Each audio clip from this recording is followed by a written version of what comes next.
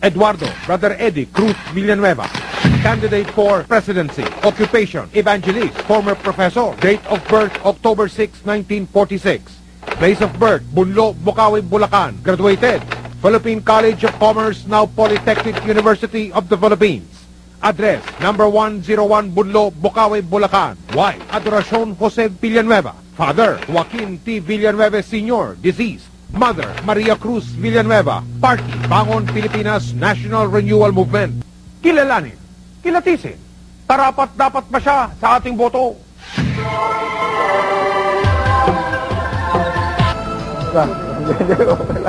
Isang buong maghapon naming nakasama si Brother Eddie at ang kanyang pamilya.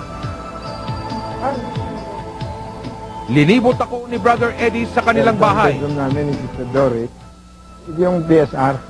Ano po yung PSR? PSR, yun ang aking prayer study room. Maliit na kwarto lang yun. Pero heaven na sa akin yan. Dahil pagkatapos ko ng mga gawain ko, andun ako. Lahat ng gusto kong basahin. Ano po mga binabasa ninyo, brother?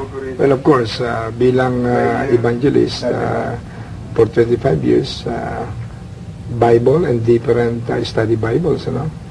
At saka mga Christian books, religious books, books on religion, all kinds of religion. Inuna naman nila. And then, of course, leadership.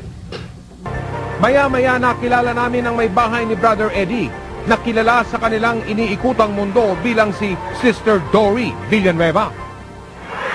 Healthy food, fish with onion and tomato, green tea of course, ginag-iinom ng kape, and very healthy food, papaya.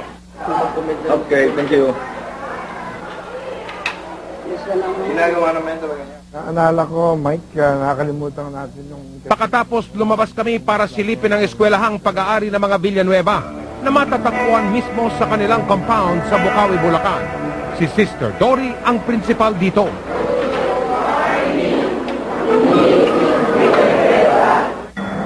Nagta-table tennis kami. Kasi nung elementary ako, player ako ng table tennis. Tapos siya, parang ano rin siya, tara, laro tayo, ganyan, kahit gabi. Minsan, alas 8 ng gabi, kakatok niya sa kwarto, tara, laro tayo table tennis, ganyan yan. Kung titignan ngayon, mistulang nabubuhay daw sa kabanalan at kapayapaan si Brother Eddie Villanueva.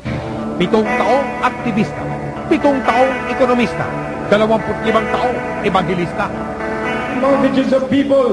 Sa kanyang mga kakilala at taga-suporta, ang pagkamadyos daw ni Brother Eddie ang gabay sa kanyang bawat kilos. Sa loob ng 25 taon, nagawang palaguin ni Brother Eddie ang Jesus is Lord Christian Fellowship.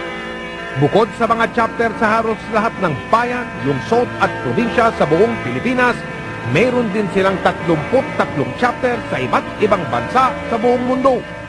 Lahat po kami nagpapasalamat sa dakilang araw na ito. Kaya naman nasasaktan ang damdamin ng mga kaalyado ni Brother Eddie sa tuwing nakikwestiyon ang hangarin niya na maglingkod sa sambayanan. It's a new paradigm. It's a different paradigm.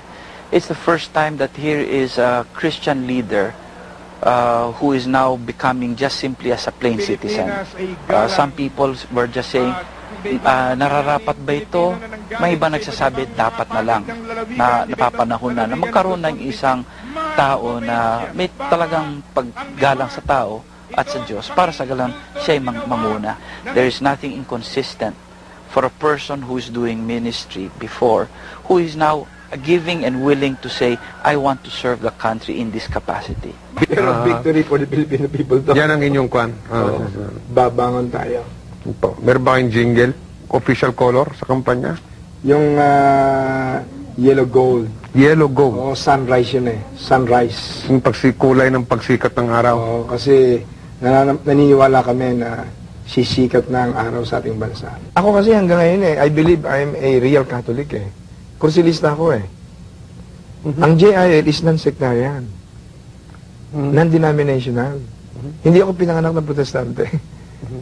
Ako'y practical Bible-believing Christian. Bago tayo tumungo dun sa platform of government, para sa akin, gusto kong mabigyan din muna yung vision. Kasi any platform of government without vision could be nothing, Yung vision, kasi sabi sa Bible, people perish for lack of vision. Kailangan merong pangitain, may pangarap. Kaya ito ang pangarap ng Bangon Pilipinas, na ang Pilipinas ay makabangon at mabalik ang moralidad at righteousness sa ating lipunan. Restoration of morality and righteousness in our society, most specifically sa ating government. Sino ba sila? Ang sambayan ng Pilipino ay dapat talagang magkaroon ng tunay na pagmamahal sa Diyos at tunay na pagmamahal sa bayan. Sapagkat maraming mga bansa ang nag-survive sa katakot-takot na krisis.